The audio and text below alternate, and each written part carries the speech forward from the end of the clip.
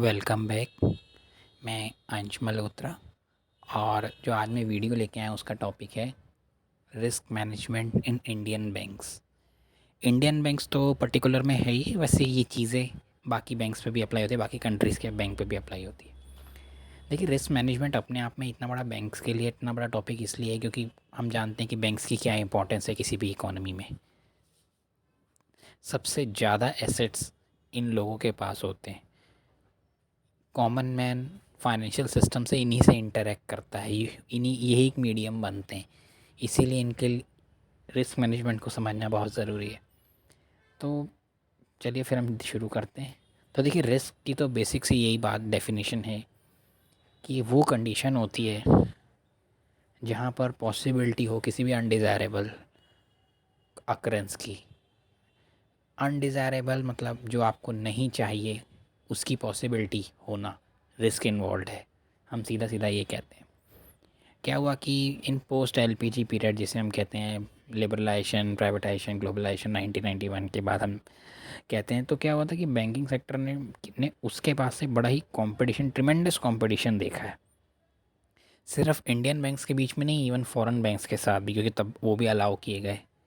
तो in short हम देखें तो सिर्फ कुछ दो ऐसी इंपॉर्टेंट डेवलपमेंट्स हैं जिन्होंने इम्पोर्टेंट बड़ा ही से कहते हैं कि वो कर दिया है, ज़रूरी कर दिया है कि हम एम्फोसिस करें रिस्क मैनेजमेंट पे।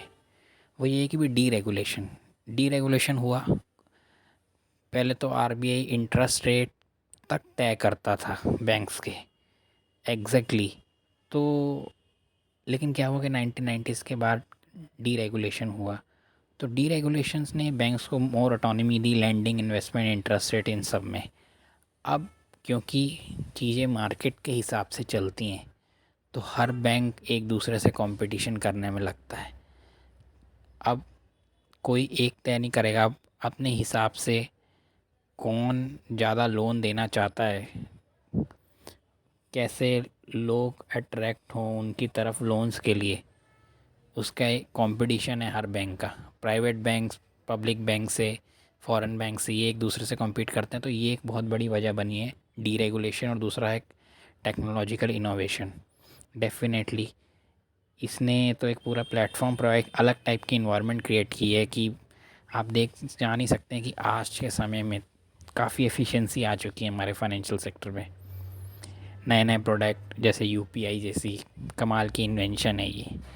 इस टाइप की चीज़ें जो लॉन्च हुई हैं, इसने बड़ा ही एफिशिएंसी क्रिएट की है और कस्टमर सर्विस डिलीवरी भी अच्छी की है। तो इस टेक्नोलॉजी इनोवेशन आने की वजह से भी बहुत कंपटीशन बढ़ा है।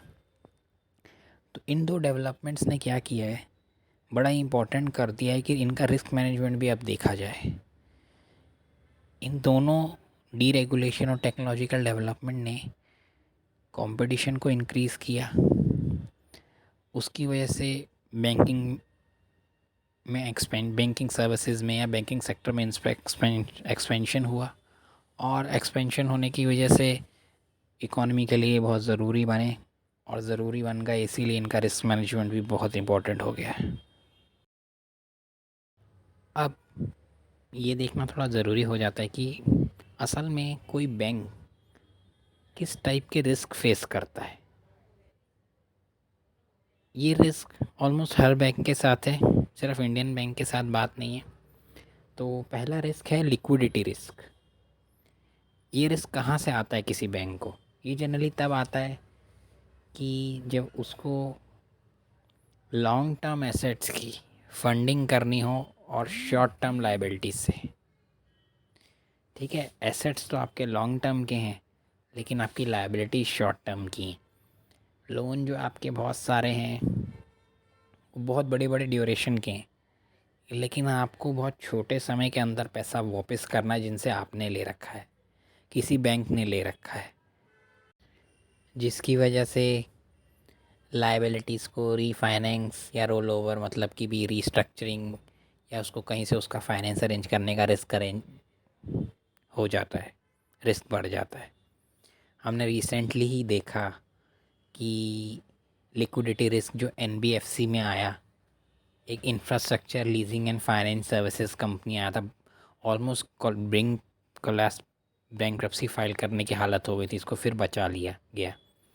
और लिक्विडिटी रिस्क तो सिर्फ बैंक तक ही सीमित नहीं है, मतलब आप और भी जो फाइनेंशियल कंपनीज़ हैं, इवन एनबीएफसीज़ हैं बड़ी बड़ी, उनमें भी लिक्विडिटी रिस्क आ जाता है। इससे तो कई कंपनीज़ भी सफ़र करती हैं। तो ये एक ऐसा करा जा सकता है, ऐसा डिफ़ाइन किया जा सकता है कि एक पॉसिबिलिटी है कि कोई इंस्टीट्यूशन अपनी मैच्योरिटी कमिटमेंट्स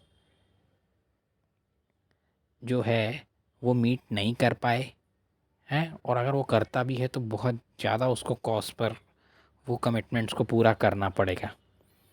तो ये हो गया लिक्विडिटी रिस्क। अब हम दूसरा देखते हैं interest rate risk. It arises जब नेट इंटरेस्ट मार्जिन ये होता है कि आपने लोन पे कितना आप दे रहे हो इंटरेस्ट, और डिपॉज़िट पे जो है डिपॉज़िट पे आप कितना दे रहे हो कोई बैंक, और लोन पे आपको कितना परसेंट आ रहा है, ये जो डिफरेंस है ये नेट इंटरेस्ट मार्जिन होता है। तो ये भी किसी भी इंस्टीट्यूशन की अफेक्ट हो सकती है due to change in interest rate, है ना। इंटरेस्ट रेट की मूवमेंट्स फ्लोटिंग होते हैं, आजकल तो फ्लोटिंग लोन भी होते हैं। तो फिर बैंकों को थोड़ा सा इस चीज़ का ख़तरा भी हो जाता है, कोई एडवर्स मूवमेंट ना हो जाए, कोई शॉक ना हो पड़ जाए बहुत बड़ा। इसको दो तरीके से देख सकते हैं कि इंटरेस्ट रेट से उसकी अर्निंग पे भी इफ़ेक्ट हो सकता है डेफिनेटली। लोन्स से जो फ्लोटिंग रेट पर उसके लोन्स चल रहे हैं वो उसकी अर्निंग को इम्पेक्ट कर सकते हैं, और उसकी जो इंटरेस्ट मार्जिन है, और फिर क्या होता है कि जो उसके एसेट हैं उसकी इकोनॉमिक वैल्यू वो भी अफेक्ट हो सकती है। उसकी लायबिलिटीज़ जो उसको किसी को देना है लोन वापस करना है, उसको किसी का जो उसकी कोई पेमेंट जानी है, इंटरेस्ट रेट रिस्क उसको भी अफेक्ट कर सकता है। तो ये भी एक तरह का रिस्क उसको फेस करना। लास्ट फिर तीसरा है कि मार्केट रिस्क। भाई वो कोई एडवर्स मूवमेंट हो जाए उस मार्क टू मार्केट वैल्यू मतलब उसके जो एसेट्स की वैल्यू मोस्ट रिसेंट प्राइस पर जो कैलकुलेट होती है, वो कोई ऐसे मार्केट मूवमेंट हो गई, कोई एकदम से कोई बहुत बड़ा मार्केट स्टॉक मार्केट क्रैश हो गया है और उसमें उसने पैसा लगाया हुआ था। क्योंकि आपको पता है कि शेयर मार्केट में बैंक्स भी कुछ कुछ परसेंट अपना इन्वेस्ट करते हैं, सिक्योरिटीज़ में भी, बॉन्ड्स में भी इन्वेस्ट करते हैं, अलग अलग टाइप के इंस्ट्रूमेंट्स में, इवन बड़ी कंपनीज के कॉर्पोरेट बॉन्ड्स में भी इन्वेस्ट करते हैं। तो उस कुछ एडवर्स मोमेंट की वजह से उनको कोई नुकसान ना हो जाए हैं, और द रिस्क जो होता है result from the adverse movement in the level and volatility of market prices of the interest rate instruments, equity, commodity, currencies. Currencies भी आपको पता है कि कुछ तो फॉरेन एक्सचेंज बैंक्स भी अपने पास रखते हैं, आरबीआई तो मेंटेन करता है, कुछ बैंक्स भी रखते हैं, और उसमें कुछ उनके करेंसी के मार्केट प्राइस पर में जो है कुछ एडवर्स मूवमेंट आ जाए तो ये भी एक बहुत बड़ा रिस्क होता है, मार्केट रिस्क। था है डिफ़ॉल्ट या क्रेडिट रिस्क। बहुत ही कहते हैं कि शायद बहुत ही न्यूज़ में रहने वाला risk. Simply defined as the potential of a borrower और a counter party to fail. उसकी जो ऑब्लिगेशंस हैं कॉन्ट्रैक्ट में, लोन लेते हैं, कॉन्ट्रैक्ट साइन होता है, वो ऑब्लिगेशंस पूरी नहीं होगी, इसकी पॉसिबिलिटी एग्रीड टर्म के हिसाब से वो नहीं हो पाएगी, वो क्रेडिट रिस्क होता है। और यही रिस्क होने की वजह से आपको पता है जो चीज़ अगर ये सच्चाई में बदल जाए तो एनपी क्रिएट हो जाते हैं। पूरा वीडियो मैंने बनाया हुआ है, आप देख सकते हैं चैनल पर। लास्ट हो गया ऑपरेशनल रिस्क। बैंक को ऑपरेट करते हुए भी दुनिया भर के रिस्क इन्वॉल्व होते हैं। ऑपरेशनल रॉ किसी कंपनी को भी हो सकता है, किसी एनबीएफसी को भी हो सकता है। ऑपरेशनल रिस्क आप ये देख लीजिए कि it is defined as the risk of loss. कोई लॉस ना हो जाए रिजल्टिंग फ्रॉम द इनएडिक्वेट या फेल्ड इंटरनल प्रोसेसेस। देखिए, इंटरनल प्रोसेस किसी बैंक के मैनेजमेंट या गवर्नेंस में कोई लूप होल्स होने की वजह से कोई नुकसान ना हो जाए। अगर आप देखें तो जैसे हमने आईसीआईसीआई बैंक में देखा, उनके कितना बड़ा उनके ओनर टॉप लेवल की मैनेजमेंट जो है वो कटघरे में खड़ी हो गई थी। फिर हमने नीरव मोदी केस में देखा कि जो उसको इशू करे जा रहे थे इंस्ट्रूमेंट्स, जिसकी तरह वो फ़ॉरेन में लोन उठा रहा था, पीएनबी में वो जो मैनेजर था, आपको पता ही नहीं 3 साल में उनका वो करना होता है, आपका ट्रांसफ़र करना होता है, लेकिन वो इंसान इतने सालों तक उसी पोजीशन पर रहा। ये गवर्नेंस फेलियर ही है। तो it is defined as a risk resulting from the inadequate और failed internal processes people and system, और या फिर कोई एक्सटर्नल इवेंट हो जाए। तो टू मोस्ट कॉमन टाइप के ऑपरेशनल रिस्क क्या होते हैं? ट्रांजैक्शन रिस्क, रिस्क जो फ्रॉड, बैंक, आपको पता ही है बैंक इवन आपको शायद करोड़ों रुपए हर साल फ्रॉड से जो है लूज़ कर जाते हैं। इंटरनल फ्रॉड हो सकता है, अंदर का आदमी कर दे, या बाहर से उनको कोई कोई हैकर या उनके सिस्टम्स को हैक कर ले, उस वजह से उनका नुकसान हो जाए। कोई बिजनेस प्रोसेस फेल्ड हो जाए, कुछ बैंक करना चाहता है और वो प्रोडक्ट फेल हो गया। फिर कंप्लायंस रिस्क होता है कि भी कोई रिस्क, जैसे आपको पता है आरबीआई ने कंटिन्यूसली बैंक को मॉनिटर करता है और कई बैंकों पर रेगुलेटरी फेलियर की वजह से फाइन्स भी लगाता है। तो बैंक को ऑपरेट करते समय कंप्लायंस रिस्क की बहुत बड़ी प्रॉब्लम है। अगर आपने सीआरआर मेंटेन नहीं किया, एसएलआर मेंटेन नहीं किया है, आपने आपने वो नहीं मेंटेन किया, और भी डायरेक्शंस अगर आरबीआई के लंबे समय तक नहीं माने तो आप पे फ़ाइन लग सकता है। फाइनेंशियल लॉस, रेपुटेशनल रिस्क जो होता है वो इन्वॉल्व, अगर इस और इन सब की वजह से कोई रेपुटेशन लॉस हो जाए तो सबसे दुख की बात होगी। जैसे येस बैंक के साथ हुआ, पीएनबी के साथ कुछ समय हुआ, लेकिन सरकारी बैंक होने की वजह से बहुत सारे जैसे कहते हैं ना, 7 खून माफ़ होते हैं उनको। तो ये भी एक रिस्क है, ऑपरेशनल रिस्क। अब हम देखेंगे कि आरबीआई का रोल क्या है रिस्क मैनेजमेंट करने में हमारे इंडियन सिस्टम में, इंडियन इकोनॉमिक फाइनेंशियल सिस्टम में। बहुत ही सिंपल लेवल पर है और बहुत ही बेसिक लेवल का समझाया गया है। अगर वो किसी ने और हाई लेवल पे पोस्ट पढ़ना है तो वो आरबीआई की साइट पे चले जाएं, लेकिन ये क्विक रिवीजन के लिए बहुत अच्छा होगा आपके। तो देखते हैं क्या है कि सुपरविज़न बैंकों पर हमेशा से चलते आ रहा है इंडिपेंडेंस के बाद से।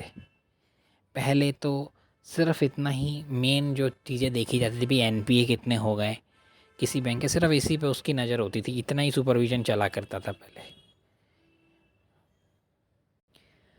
लेकिन 1994 के बाद पूरा सुपरविज़न मैकेनिज़्म में उसमें चेंजेस लाया गया, एक बोर्ड तैयार किया गया। बहुत ही इम्पोर्टेंट ये बोर्ड है, कमेटी है एक तरीके से, आप ये देख लीजिए कि बोर्ड ऑफ फाइनेंशियल सुपरविज़न, इनको आरबीआई गवर्नर हेड करते हैं। इस कमेटी को आरबीआई के अंडर काम करती हुई बहुत ही इम्पोर्टेंट कमेटी है, आप ये देख लीजिए। फाइनेंशियल सिस्टम पर सुपरविज़न इसका होता है।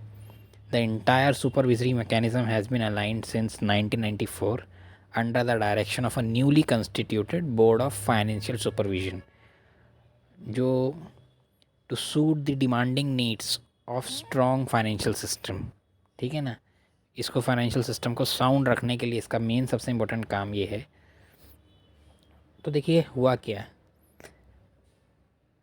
ये कमेटी बनी, ध्यान, और इसने काम शुरू किया। तो इसने बैंकों को रेट करना शुरू किया। एक कैमल्स मॉडल चलता था रिस्क मैनेजमेंट के लिए इंडियन बैंक्स का, और कैक्स model in respect of foreign banks, जो 1999 से इसके मॉडल के बेसिस पर बैंकों की रेटिंग होने लगी।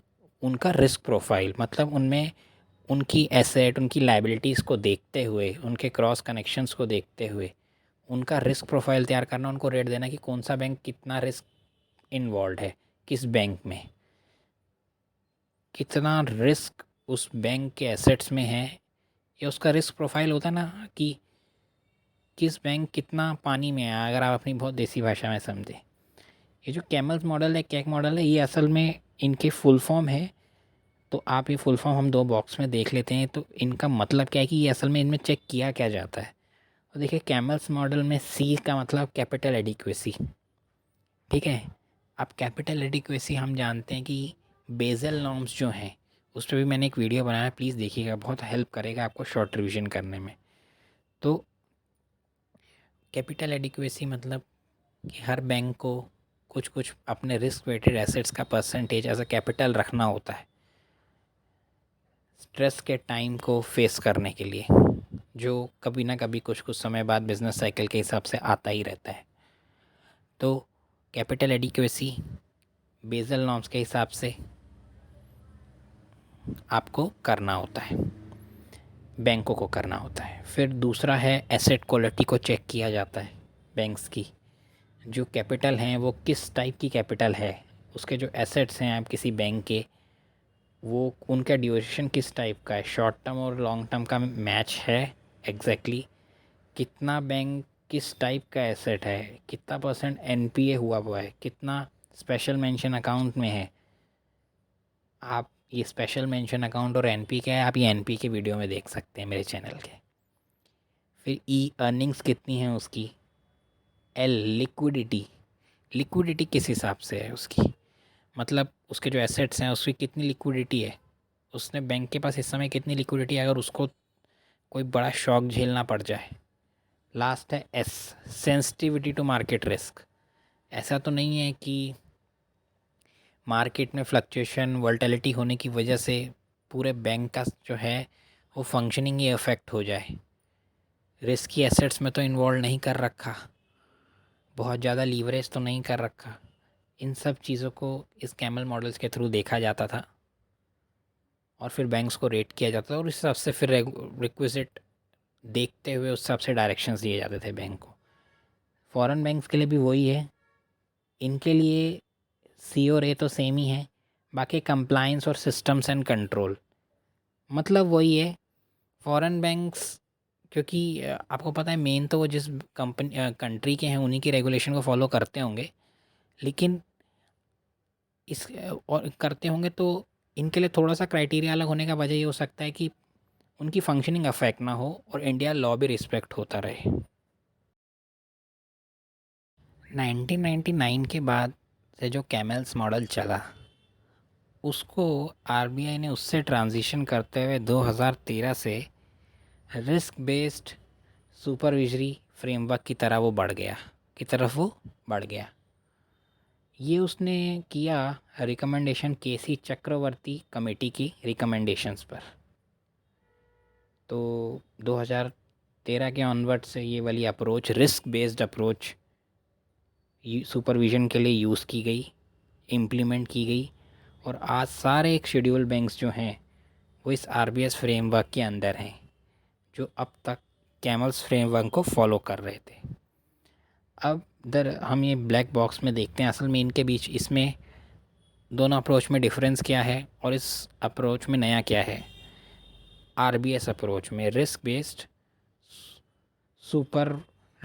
अप्रोच टू सुपरविजन, ये है इसकी फुल फॉर्म।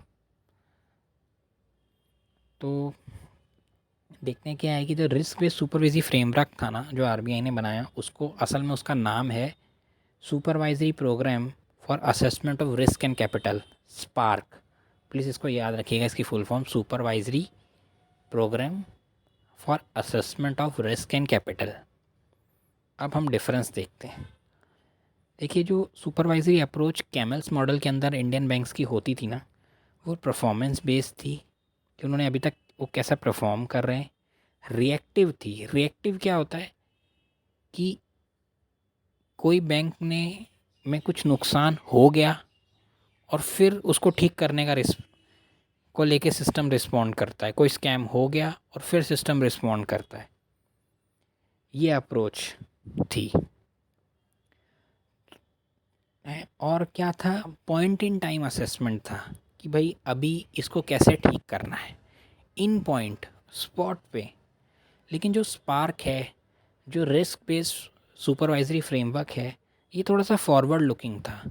ये फॉरवर्ड की भी सोचता था, अभी की एसेट को देखते हुए, अभी की किसी बैंक की पूरी रिस्क प्रोफाइल को देखते हुए प्रोएक्टिव भी है, थोड़ा डायनेमिक इन आइडेंटिफाइंग क्या रिस्क फ्यूचर में हो सकते हैं, पूरा फुल असेसमेंट करके किसी भी बैंक का, और फिर अर्ली रिस्पॉन्स भी तैयार किया जाए। रिएक्टिव नहीं, इंसाइपेंट, मतलब पहले ही फॉरवर्ड लुकिंग होना, ये नहीं कि जब सिस्टम में परेशानी आ गई तो उसके बाद हल ढूंढ रहे हैं। इंटरनेशनल रेगुलेशन और प्रैक्टिसेस के हिसाब से ये अप्रोच को लाया गया। देखिए आरबीएस अप्रोच जो थी ना, वो हाईली डिपेंड करती थी कि भी ऑफ साइट सर्विलेंस जो है, ऑफ साइट और ऑन साइट में ये मतलब कि भी बैंक में जाकर उसका इंस्पेक्शन या सुपरविज़न करना, और एक ऑफ साइट सर्विलेंस करना, सर्विलेंस सिस्टम होना, बैंक के डाटा से उसकी हेल्थ का पता लगाना, ऑफ साइट सर्विलेंस आप इसको समझ लीजिए। तो जब आप ऑफ साइट सर्विलेंस कर रहे हैं तो ये बहुत इंपॉर्टेंट हो जाता है कि मैनुअल इंटरवेंशन नहीं होना चाहिए जो सुपरवाइजरी डाटा बैंकों से आरबीआई तक आ रहा है। कोई इसमें हेरा फेरी, कोई मैनिपुलेशन कर दिया जाए तो इस चीज़ का बहुत ध्यान रखा जाता है। हर चीज़ ऑनलाइन करी जाती है। आरबीआई इस अप्रोच में क्या होता है कि जो आरबीआई अप्रोच है ना, अब इसमें लिखा है under RBS the approach to on site supervision. अब यहाँ ऑन साइट सुपरविजन की बात हो रही है। Changes whereby the probability of failure and the likely impact of failure जो है उस पर डिपेंड करती है ये ऑन साइट सुपरविजन अप्रोच। क्या मतलब हुआ? मतलब ये हुआ कि किसी भी जो अप्रोच है ऑन साइट अप्रोच आरबीएस के under, the on site approach supervision जो है, ऑन साइट सुपरविज़न है, वो चेंज करता है किसी भी बैंक में उसकी प्रोबेबिलिटी फेलियर होने की, या प्रोबेबिलिटी क्या है उस बैंक की फेलियर होने की, और लाइकली उस बैंक का क्या इम्पैक्ट होगा। ये ज़्यादा इम्पॉर्टेंट है रादर देन कि वो कितना ज़्यादा बिजनेस करता है। तो वो मतलब कि भाई अगर कोई बैंक बहुत बड़ा है तो उसके हिसाब से ही कि भी चाहे उसकी हेल्थ ठीक भी हो लेकिन उसका इंस्पेक्शन होगा नहीं।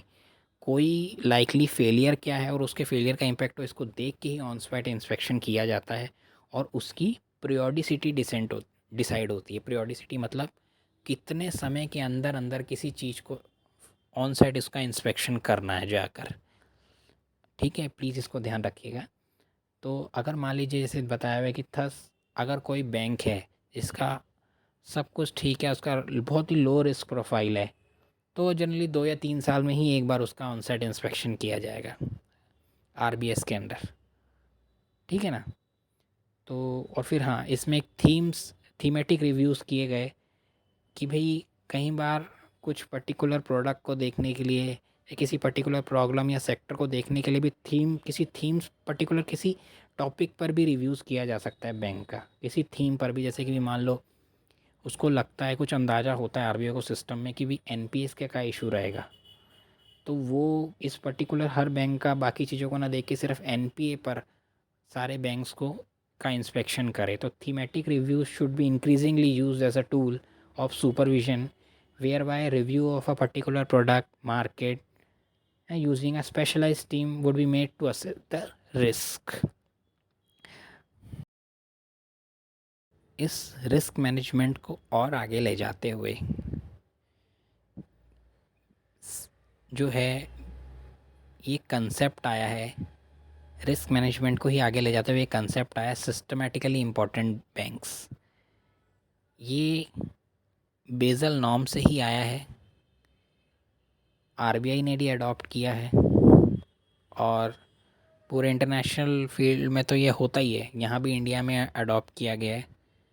रिस्क मैनेजमेंट के लिए बहुत ही इम्पोर्टेंट चीज़ है, आपने ज़रूर इसको सुना भी होगा। तो मैं आपको ज़रूर कहूँगा, मैं आपको रिकमेंड करूँगा कि आप बेज़ल नॉर्म्स पर ज़रूर पढ़ लीजिएगा एक बार, बस नज़र मारनी, आपको बहुत हेल्प होगी। तो सिस्टमेटिकली सिस्टम के हिसाब से इम्पोर्टेंट बैंक्स होना ये क्या है? देखिए कुछ बैंक क्या होते हैं, उनका साइज़ बहुत बड़ा होता है। अब आप सोच सकते हैं एसबीआई 60 करोड़ अकाउंट हैं, इंडिया की पॉपुलेशन 130-135 करोड़ है, उसमें 60 करोड़ अकाउंट हैं उधर। क्रॉस ज्यूरिडिक्शनल एक्टिविटीज़ मतलब अगर आप एसबीआई को ही हम एग्जांपल लें, इंश्योरेंस सेक्टर में भी है, शेयर्स की अंडर राइटिंग भी करता है, फाइनेंशियल सिस्टम में इतना इम्पोर्टेंट रोल है, इतने ज़्यादा लोन्स उसने दे रखे हैं, दूसरे बैंकों से उसकी डीलिंग इतनी इम्पोर्टेंट है, इतनी ज़्यादा है। अब आती है उनकी कॉम्प्लेक्सिटी, कॉम्प्लेक्सिटी भी बहुत है। लैक ऑफ सब्स्टिट्यूबिलिटी मतलब आप उस बैंक को मतलब जैसे कहते हैं ना, आप उसके रिप्लेसमेंट इतनी आसानी से ढूंढ नहीं सकते। अगर आप एसबीआई को एक बार सोचें तो वो बैंक सिर्फ बैंक से ज़्यादा बहुत कुछ है। आरबीआई की मेन वॉर चेस्ट भी होती है उधर, सेंट्रल बैंक्स की सैलरी उसमें आती है। वो इंडिया के किसी कोने में आपको एसबीआई तो मिल ही जाएगा। इंटरनेशनली भी एसबीआई के इतनी कंट्रीज़ में बैंक हैं। अब ये इवेंट्स आप सोच सकते हैं कि इसको आराम से सब्स्टिट्यूट करना पॉसिबिलिटी नहीं है इसकी सर्विसेज को।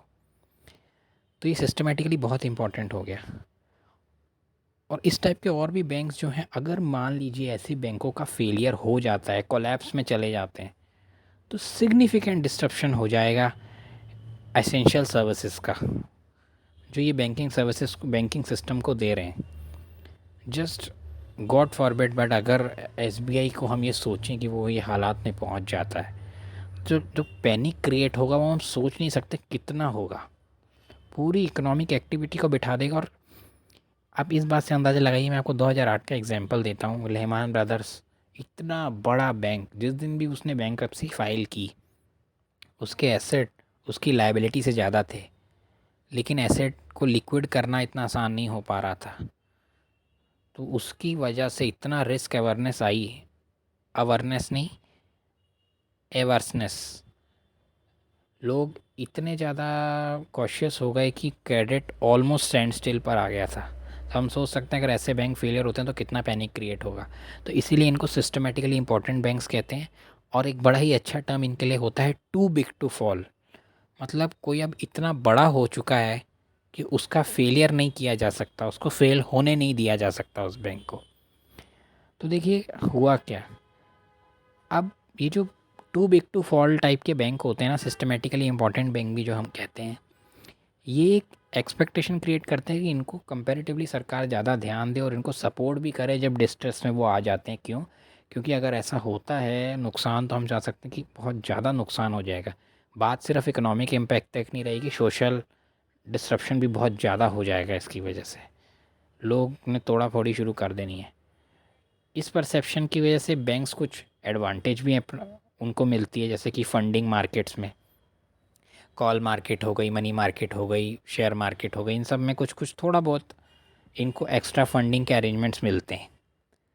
लेकिन आप समझ ही गए अब यहाँ प्रॉब्लम जिस आती है। लेकिन इस परसेप्शन की वजह से हो सकता है कि इन बैंक्स की मैनेजमेंट को रिस्क टेकिंग बढ़ जाए, मार्केट डिसिप्लिन कम कर लें, और बहुत बड़ा साइज़ होने की वजह से मार्केट में कंपटीशन को भी अफेक्ट करें, जो इनकी प्रॉफिटेबिलिटी को फ्यूचर में फिर से हर्ट करता है। ये साइकिल बहुत गलत बन सकती है। भाई आपको पता है टू बिग टू फॉल, आपको सरकार फॉल होने नहीं देगी, आपको उतना डिसिप्लिन मेंटेन करने की कोई ज़रूरत नहीं है, आपको बचा तो लेगा ही कोई। यही इंश्योरेंस में मॉरल हैज़ार्ड, जिसको हम एक शब्द यूज़ करते हैं, कि अगर आपको फुली इंश्योर कर दिया जाए तो आप कहोगे मुझे अपनी बाइक को लॉक लगाने की भी क्या ज़रूरत है, मुझे पूरा पैसा तो मिल ही जाएगा, जाती है तो जाए। इसी चीज़ को देखते हुए ये कुछ इशू बढ़ जाते हैं। इसीलिए ये क्या कि ये चीज़ें बहुत हावी ना हो जाएं, तो जो इस टाइप के बैंक्स होते हैं इनको कुछ एडिशनल पॉलिसी मेजर्स करने होते हैं बाकी बैंकों के मुकाबले। जैसे इनको एक additionally common equity tyre 1 requirement का कैपिटल मेंटेन एक्स्ट्रा करके रखना पड़ता है, जो अब 1 अप्रैल 2016 से आरबीआई ने मैंडेट किया हुआ है। और ये जो additional common equity tyre 1 capital जो इनको मेंटेन करना है ना, वो कैपिटल कंजर्वेशन जो बफर ये मेंटेन करते हैं उसके एडिशन में होना चाहिए। देखिए ये अब आप सोचेंगे ये सब क्या है, टायर 1, टायर 2, CAR, ये सब बेजल नॉर्म्स की वीडियो में है। तो प्लीज़ आप उसको capital conservation, counter cyclic conservation buffer, ये सब जो है वो भी उसके अंदर है, तो प्लीज़ आप देख लीजिएगा। अब मैं आपको ये बता दूं कि इन सिस्टमेटिकली इम्पॉर्टेंट बैंक्स में भी आरबीआई ने 5 स्कोर दिए हुए होते हैं कि भी इस सिस्टमेटिकली इम्पॉर्टेंट बैंक में, इसमें भी इनको 5 स्कोर दिए होते हैं इनकी। आप ये सोच लीजिए इनकी इम्पोर्टेंस को देखते हुए इसमें भी एक स्केल होता है। तो आज इंडिया में डोमेस्टिकली जो हैं इम्पॉर्टेंट बैंक्स हैं वो ही हैं। ग्लोबली कोई सिस्टमेटिकली इम्पॉर्टेंट बैंक इंडिया में इस समय नहीं है। 3 वो बैंक कौन से हैं? स्टेट बैंक, आईसीआईसीआई और एचडीएफसी। आज तक किस बेसिस पे डिसाइड करा जा सकते हैं? तो मेन बेसिस आप ये जो कहा है कि भी जिसके एसेट जीडीपी के 2% से भी ऊपर हो जाएं, वो जनरली इसमें इंक्लूड कर लिया जाता है। खाली ये क्राइटेरिया नहीं, लेकिन ये एक बहुत बड़ा क्राइटेरिया है जब भी आरबीआई